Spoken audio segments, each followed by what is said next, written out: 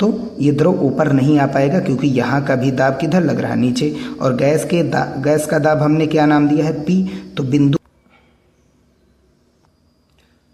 Hello बच्चों, class 11th की physics में इसमें हम तरल दाब पढ़ रहे हैं। और पिछले वीडियो में जो कि हमारा लेक्चर नंबर 4 था, उसमें हमने वायुमंडलीय दाब का मापन में पढ़े थे बैरोमीटर, जिसको हम सब लोग टॉरिसेली के नाम से भी जानते हैं। उसके बारे में हम सब लोगों ने पढ़ा था।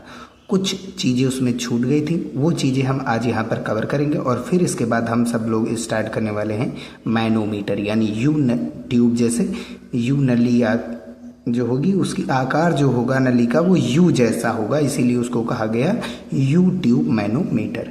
ठीक है, तो पहले इसमें जो चीज़ें छूटी वो देख लेते हैं।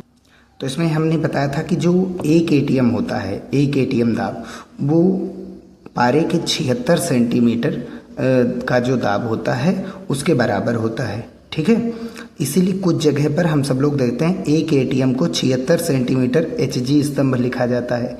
76 सेंटीमीटर कहो या 760 mm HG कह दो, यानी कि मिलीमीटर। सेंटीमीटर को मिलीमीटर में चेंज करेंगे, 10 से गुणा कराएंगे तो ये हो जाएगा 76 सेंटीमीटर की जगह पर 760 mm HG। तो 760 mm HG का जो दाब होता है वो दरअसल 1 एटीएम होता है। ठीक है, जिसको हम सब लोग 760 टार भी कहते हैं। ठीक है, क्योंकि 1 mm HG दाब जो होता है वह 1 टार के बराबर होता है। अब आगे जो चीज़ छूटी वो देख लेते हैं।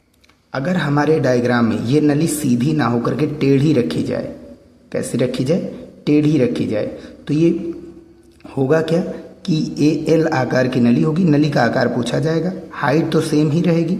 ठीक है, द्रव तो बराबर ऊंचाई का ही नीचे उतरेगा। अब ये नली की कुल लंबाई पूछी जाएगी, तो उसके लिए हम क्या करते हैं, कॉस थीटा लगाते हैं। क्या लगाते हैं भैया, कॉस थीटा। एक चीज़ और है, जो नली है वो ऊर्ध्वाधर से कितना कोण बना रही, चाहे यहाँ से कोण बनाओ तब भी ये कितना होगा, थीटा होगा। और यहाँ पर भी ये कोण कितना होगा, थीटा ही होगा। ठीक है ना, ये दोनों समांतर भुजाएं हैं, तो जाहिर सी बात ये थीटा है तो ये भी थीटा हो जाएगा, एकांतर कोण है। क्लियर है ना बात, चलिए ठीक है। तो ये भी थीटा हो जाएगा। तो जाहिर सी बात ये जो कोण बना ऊर्ध्वाधर से बना है, ना कि क्षैतिज से। अगर क्षैतिज से बनता तो हम ये कोण लेते, ये क्षैतिज कोण है और ये कौन सा कोण है, ऊर्ध्वाधर। क्लियर है ना बात, तो ये क्षैतिज कोण है और ये ऊर्ध्वाधर कोण है, और हमने कौन सा कोण लिया, ऊर्ध्वाधर। तो ऊर्ध्वाधर कोण के लिए ये होगा और क्षैतिज कोण के लिए हम ये वाला यूज करेंगे। ठीक है ना, थीटा। तो यहाँ से थीटा कह दो, चाहे यहाँ से थीटा कह दो।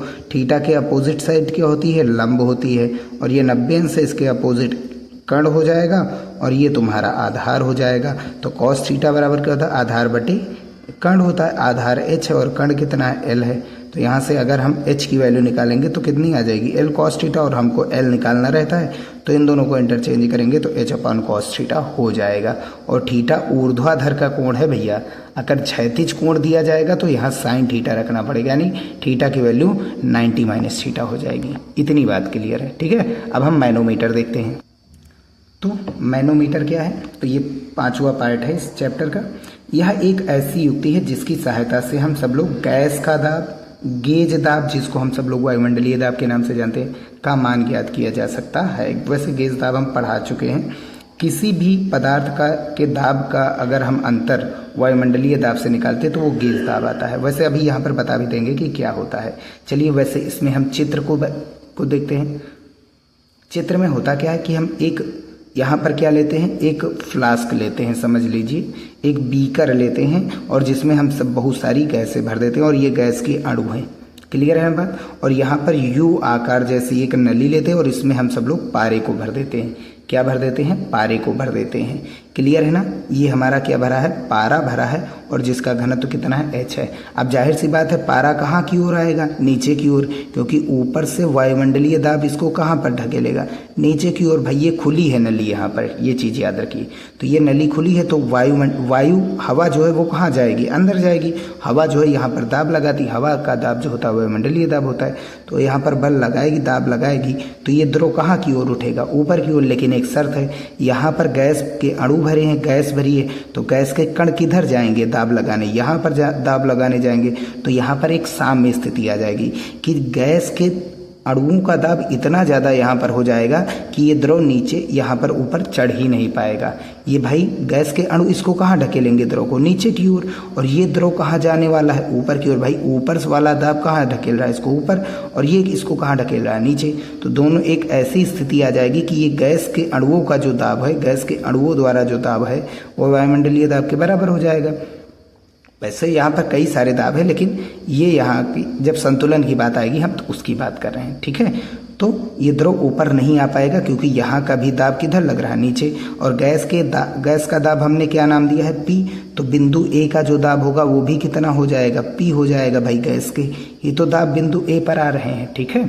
अब ध्यान से देखो, बिंदु ए और बी दोनों एक ही क्षैतिज तल में है। और ये चीज़ हमने बताया था, अगर द्रव रुका हुआ है, द्रव गति तो कर नहीं रहा, कहीं से बह रहा है, नहीं बह रहा है, अगर एक ही क्षैतिज तल पर कोई भी बिंदु होते, जितने भी बिंदु होते, उन पर दाब बराबर होता है। तो जो दाब ए पर होगा वही दाब बी पर होगा। अच्छा, बी पर क्या दाब होगा वो चीज़ हम देख लेते हैं। बी पर दाब का क्या होगा, पहली चीज़ तो ये गहराई के कारण दाब, और दूसरा ऊपर वाला कौन है, वायुमंडलीय दाब। ये हो जाएंगे दो, ठीक है। तो अगर हम बात करेंगे बी का दाब, वो किसके बराबर है, ए के दाब के। और ए का दाब कितना है, पी। तो पी बराबर पी ए बराबर पी भी लिख सकते हैं भाई। बी पर दाब जो है वही ए पर दाब है, और ए का दाब जो है तुम्हारा गैस का दाब है। और इसको हम बराबर में क्या लिख सकते हैं भाई, बी के दाब को हम क्या लिख सकते हैं, बी पर कितने दाब है, पहला तो वायुमंडलीय दाब लग रहा है पी नॉट, और दूसरा इस एच गहराई के कारण भी तो दाब लग रहा है, और एच गहराई के कारण दाब होता है रो जी एच। वर्टिकली है तो रो जी एच होता है, हॉरिजॉन्टल पर कोई भी दाब नहीं होता, सेम होता है, इक्वल होता है। क्लियर है ना बात। तो यहाँ से P बराबर हम कह सकते हैं P not plus row ji H. तो ये गैस का दाब हम इससे निकाल सकते हैं, ये गैस का दाब हो गया। अच्छा, पी नॉट को इधर लाएंगे तो माइनस में हो जाएगा, तो P माइनस पी नॉट, जिसको हम सब लोग डेल्टा P कहते हैं, और ये हमारा होता है गेज दाब। यही हमारा क्या कहलाता है, गेज दाब कहलाता है। क्लियर है ना भैया। तो ये गेज दाब डेल्टा P बराबर, यानी यहाँ पर क्या आ गया, किसी पदार्थ का दाब है, और ये किसका दाब है, वायुमंडलीय दाब। इन दोनों का जो अंतर होता है वही गेज दाब डेल्टा P कहलाता है। और ये किसके बराबर आया, रो जी एच। तो गेज दाब होता है रो जी एच, और गैसों का दाब अगर निकालेंगे तो P not plus row ji H होता है, ठीक है। अब इसमें जो रचनाएं हैं वो चीज़ हम सब लोग पढ़ लेते हैं। रचना में क्या कह रहा है कि इसमें एक यू आकार की एक नली होती है जिसमें एक द्रव भरा रहता है, ठीक। कम दाबांतर के लिए, अगर ये दाबांतर हमको गेज दाब कम चाहिए, दाब का अंतर कम चाहिए, वायुमंडलीय दाब और गैस के दाब में अंतर कम हो, तो उसके लिए जो हम द्रव भरते हैं वो क्या होगा, उसका घनत्व कम होगा। यही चीज़ है, कम दाबांतर मापने के लिए हम कम घनत्व वाला द्रव यूज करते हैं जैसे जल, और अधिक दाबांतर मापने के लिए हम अधिक घनत्व वाला द्रव भरते हैं नली में, जैसे कि होता है पारा। क्लियर है ना। अगर दाब का अंतर ज़्यादा है, ये गेज दाब ज़्यादा आ रहा है, ज़्यादा निकालना है, तो उसके लिए हम अधिक दाब निकालेंगे, अधिक घनत्व वाला द्रव भरेंगे। और अगर कम दाबांतर है, अंतर बहुत कम, वायुमंडलीय दाब से इस दाब का, गैसों के दाब में अंतर बहुत कम है, तो उसके लिए हम कम घनत्व वाला द्रव इसमें भरते हैं। क्यों भरते हैं, ताकि जो द्रव है, अगर दाब कम है तो जाहिर सी बात है बल लग नहीं पाएगा दोनों ओर से, तो इसीलिए घनत्व कम रहेगा, तो ये चढ़ भी सकती है नली पर। ये चीज़ याद रखो, घनत्व कम रहेगा तो ये नली पर चढ़ भी सकती हैं द्रव, ये चीज़ होता है। तो ये है हमारा गेज दाब। अब हम सब लोग पास्कल रूल के बारे में देखते हैं। तो भैया पास्कल का नियम क्या है कि पास्कल का नियम जो है वो द्रव संबंधित है। तो द्रव में दाब के संचरण के लिए, दाब जब बहेगा, द्रव जब बहेगा, ठीक है, सॉरी माफ़ कीजिए, दाब के संचरण के लिए, दाब के स्थानांतरण के लिए, एक जगह से दूसरे जगह के दाब की तुलना कराने के लिए, तो उसी के बारे में, द्रव में दाब के संचरण के संबंध में फ्रांसीसी वैज्ञानिक ब्लीस पास्कल ने 1653 ईस्वी में एक नियम दिया, जिसे पास्कल नियम कहते हैं, या द्रव दाब के संचरण का नियम कहलाता है, ये भी हम कह सकते हैं। इस नियमानुसार इन्होंने बताया कि इसमें कि जब किसी परिपथ द्रव में, यानी जब द्रव किसी बीकर में भरा होगा, वही चीज़, परिपथ मतलब बंद पथ, चारों ओर से बंद हो द्रव, उसकी बात कर रहा है, पर दाब लगाया जाता है, तो वह दाब बिना क्षय हुए, यानी दाब में कोई क्षय नहीं होता है, पूरा का पूरा दाब बिना क्षय हुए सभी द्रव में, जो दाब है वो बिना क्षय हुए सभी द्रव में, सभी दिशाओं में, संपूर्ण द्रव में, द्रव के हर एक कणों में वो दाब जाएगा, और सभी दिशाओं में समान रूप से संचरित हो जाता है। इसे द्रव के दाब का संचरण नियम भी कहते हैं। यही चीज हमने पहले भी बताया था। समझते एग्जाम्पल में, अगर यहाँ पर एक हमने एक बीकर लिया और इसमें कितने होल कर दिए, 4 होल कर दिए। एक है हमारा ए, दूसरा है बी, तीसरा सी, चौथा डी। ए से हमने दाब लगाया, इसमें भरा क्या है, द्रव, और द्रव का घनत्व तो कुछ होगा, रो होगा, हमने मान लिया। अब इस द्रव का घनत्व रो है, हमने एक छोर से क्या लगाया, दाब।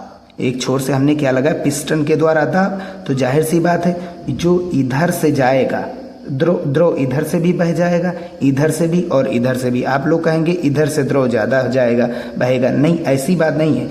यहाँ पर इन्होंने ये बताया कि अगर एक छोर से जितना दाब लगाएंगे उतने ही दाब से जितने होल करोगे आप उसी दाब से द्रव बाहर जाएगा। अगर आपने 10 पास्कल का दाब लगाया तो 10 पास्कल से दाब बाहर यहाँ जाएगा और नीचे से जाएगा। ये चीज इन्होंने बताया। अब एग्जाम्पल के लिए कभी सिरिंज को देखे हो, सिरिंज में क्या होता है, सिरिंज कुछ ऐसी होती है।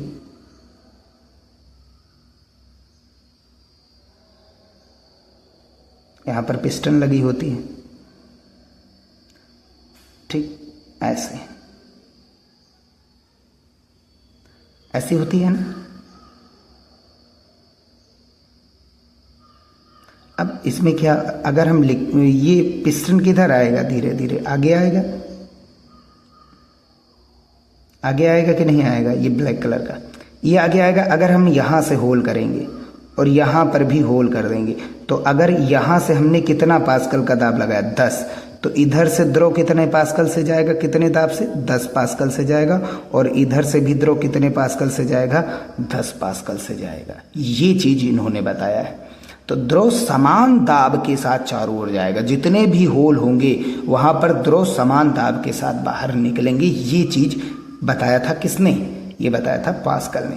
यानी ए का जो दाब है, जितना ए की तरफ से हम दाब लगाएंगे उतना ही बी की तरफ से दाब जाएगा, उतना सी, उतना ही डी। यानी पी ए बराबर पी बी बराबर पी सी बराबर पी डी। चारों दाब आपस में क्या होते हैं, बराबर। अच्छा, इसका यूज कहाँ पर होता है, इसका यूज हम लिफ्ट वगैरह में करते हैं और ब्रेक में भी करते हैं, और वो हमारा नेक्स्ट टॉपिक होगा और जो कि इस चैप्टर का सबसे लास्ट टॉपिक होगा।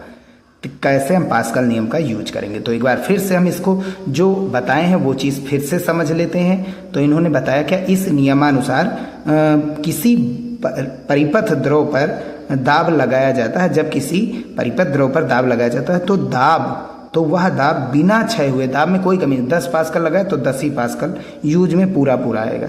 सभी द्रव में, यानी जितना भी बीकर में द्रव भरा है उन सभी द्रव में सभी दिशाओं में समान रूप से, यानी जो दाब है वो पूरे के पूरे द्रव में और साथ ही साथ पूरी की पूरी चारों दिशाओं में, सभी दिशाओं में कह सकते हो, समान रूप से संचरित होता है। यानी समान दाब के साथ द्रव आगे जाता है।